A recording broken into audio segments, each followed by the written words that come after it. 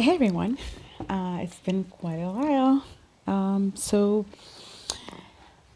just wanted to give you guys an update as to what's been going on. And I did go to the doctors on Tuesday. For those of you who are just tuning in, I'm Rosara, and I had bariatric surgery in April 2016, and then in July of 2017, I had a breast reduction. And that's what I've been recovering on lately. So for a little over a year, focused on weight loss and learning to live the new and the new lifestyle of eating. And now for the last, I want to say about 7 weeks now, been focusing on recovering from the breast reduction versus focusing on weight. So Tuesday I went to the doctors. Tuesday I went to the doctors, and there where the incisions meet, one breast is completely healed, and the other one has an eraser size. Sorry, an eraser size section right where the incisions meet. That still needs a little bit of healing, but overall, it's completely. It's I can honestly say it feels great. They both feel beautiful. They feel amazing. They were able to take off the last few tapings that were still left.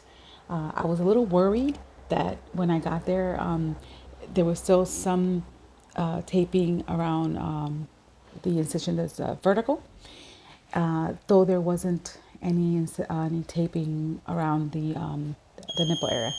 And when she looked at it, she's like, "Oh, those are gonna fall off like right now because they're barely hanging on," and she just yanked them off. I don't seem to have any some feeling, like 100% feeling on the vertical incision, but on the horizontal one, I do have a feeling. And the PA was telling me that I should get that sensation back hopefully by December. It does take a few months for you to say that you got a feeling. And she said that if I was gonna not have any feeling, because some people do lose feeling in either one or both nipples. So so far, I don't seem to have that issue right now. If anything, when a few days before my cycle, there was a really strong sensation. I was a little concerned, and but I said, let me just wait and see why it's hurting so much. And because I was going to see the doctor soon, I wanted to wait to be at his office. And just before my appointment, the feeling went away. That burning feeling went away. I didn't feel like I needed it to take any medication for it because I think it was, for me, it was tolerable. But when the burning feeling went away, sure enough, I started my cycle. So I'm associating that feeling towards part of the cycle. And so when I went there, they said everything is fine. The one thing the doctor himself was very happy about is that, and he was concerned with, is that, like I've told you guys before in past videos, though I have lost 123 pounds through the bariatric surgery and the ketogenic and the low carb and all that stuff that I did since October of 2015, and then surgery at 2016. I still have what I feel there's the last bit of weight that I need to lose right on my belly. I know some people seem to have the last little bit of weight that they need to lose either in their arms, in their thigh, in their hips. For me, it's right on my belly. So when I went to have a consult for the breast reduction, his concern was that my belly area and the where the incision would be, which is right now, would meet, and the skin would not heal properly, would cause infection. So the instructions that I received were stay away from hot areas. So I made sure that my entire summer was in my bedroom with the AC on. Anyone that went in knew that that was going to be like an ice box.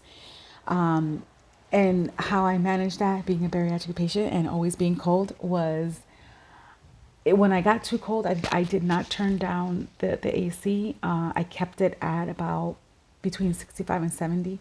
And I had blankets. I would put on sleeves like this. If I got too hot or I felt my body temperature going up, I would take this off and leave something like this one on. And I always had PJ pants on, all in an effort not to make my body sweat. And then you have that combination of hypoglycemia. For me, when I was pre-diabetic, prior to bariatric surgery, my skin did not heal very well. It took a very long time for it to heal because of the doctor has said that the amount of sugar in your bloodstream does not allow for the skin to heal. Unfortunately, for me, it seems like hypoglycemia does the same thing. So I had to make sure that during this whole time when I ate, I wasn't thinking about losing weight. I was thinking about what would be best for the healing process. So I wasn't tracking for weight loss or for maintenance. I was tracking to make sure that my sugar levels would stay about 80, not lower, not higher, just just really ranging on the 80, and making sure that I had enough protein that it would cause my body to generate enough healing in it. And so now that I am almost at 100% healed, what I wanted to do was to start focusing again on my weight and making sure I have that on check. I did weigh myself, I think it was not too long ago, and it was at 181. And then I weighed myself yesterday and I was at 177. Prior to the surgery, the reduction surgery, I was 176. And that was the lowest I had gotten. So I guess, a pound gain. But I'm not at all freaking out about this 1 pound or the other pounds that I had gained during the time that I was worried about the healing. My concern was making sure that I healed at a timely manner. So I did sacrifice going to the beach, going to the park, going to picnics, and everyone understood. If I at all went to any event, I always calculated what the temperature might be at certain events. Was it indoors? Was it outdoor? Because my body tends to not heal very quickly. So this is going to be the second summer that, or has been the second summer that I really haven't enjoyed it with a lot of outdoor activity. So I'm hoping that, God willing, next summer I'll have a better summer when it comes to being as active. I think the most active I was in the month of June when I had participated with Esther on June Fitness Fling, and then after that, I haven't really done anything. And then recently, I started picking up my pace on doing the 10,000 steps or more, and I did stop completely exercising during this healing process because I wanted to make sure that I did not sweat. With hypoglycemia and then the potential possibility of me being too overly sweat, I felt that it was a combination for an infection, and I wanted to make sure that that did not happen. But now, as of God willing, tomorrow, I've already calculated in my mind that what I'm going to be doing is Monday, Wednesday, and Friday are the only 3 days that I'm not in school, I'm not at work, I don't have any commitments with anyone other than myself. So I'm going to put it in my mind saying, okay, so those are the 3 days that I don't have a commitment with anyone. I don't have a commitment with school or work. I'm going to need to start stepping it up with the exercise. And the gauze that I've been using, I've been changing I'm not sure if I haven't really been religious as to maybe 2, 3 hours, but I know I've been doing it approximately for 4 to 5 times a day, and so that has been, I think that has been really good, because sometimes I'll change it just before leaving the house when I change clothes and everything. By the time I get to the location, like yesterday, I walked from my house to my job. It was a very cold morning, so I knew that if I was going to sweat, it was going to be very minor. So I got from my house to my job. It took about 45 minutes. I remember before the reduction was actually taking me, I was getting real close to getting here within, and yes, I am at work, getting here within a half hour. But it took me 45 minutes. I wanted to make sure I wasn't going to sweat so much. And when I got here, I checked, and yes, it needed to be changed. So that just gives you an example how if I change it 4 times a day, I might have to change it very close within each other. They did not have the AC on here, so I ended up turning on the AC, and so that during the day, my body temperature would be comfortable. And everyone seems to be okay with having the AC on. No one seems to be bothered with the AC, which is good. I just have that one pencil eraser area. And I say it's the size of like a pencil eraser because I did manage somehow to take a picture. And then I had, oh my God, I'm sorry, because I just had breakfast and I guess it's causing me to burp myself the more I talk. So I did manage to do that, and it didn't come out right. So I had my husband take a picture of it real quickly. And I am not one for sharing pictures and skin flicks. I'm not. And it's not that I wouldn't like to. I have shared it with very close personal friends, and those are some of you guys who have been in Instagram with me, to that we've gotten to have that relationship with, but I'm still not comfortable. I applaud everyone who has done skin flicks. I watch you guys when you do your skin flick, and I wish I had that courage to say, here I go, because I know that that helped me in my journey.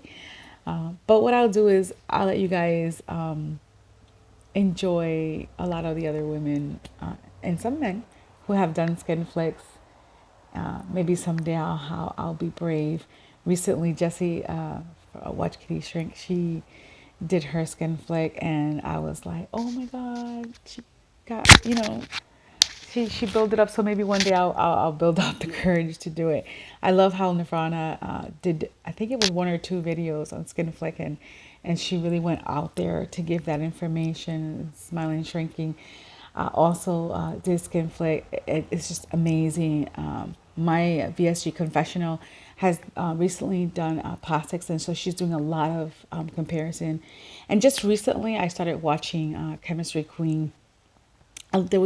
She was highly recommended by a lot of you guys, and so I figured, there's a lot of you guys doing it, and I don't know, hopefully one day. It's just a part of me I haven't been able to get over. My self-consciousness has not reached that confidence level to say, here. But I have enjoyed everyone who has shared their journey beyond what I have shared, and it has been immensely helpful. Anyway, I've been babbling. So I wanted to give a shout out to my Marvel. What is it? Oh my God, I'm so sorry, honey. Let's see. My Marvel. She's gonna kill me. Marvel myself. There you go. I think I got it right. I hope I did. She is doing amazing in her journey. She is transforming so quickly, so beautifully. She did a vacation and was able to stay on track. And I was like, yes, that is so awesome. To go on vacation and stay on track, that's amazing. And I know a couple of you guys are also on vacation celebrating your birthday. Hello, VSG 2016. Enjoying the birthday. And also, I have my church has gotten together and prayed for all of those affected by Hurricane Harvey. and by Hurricane Irma.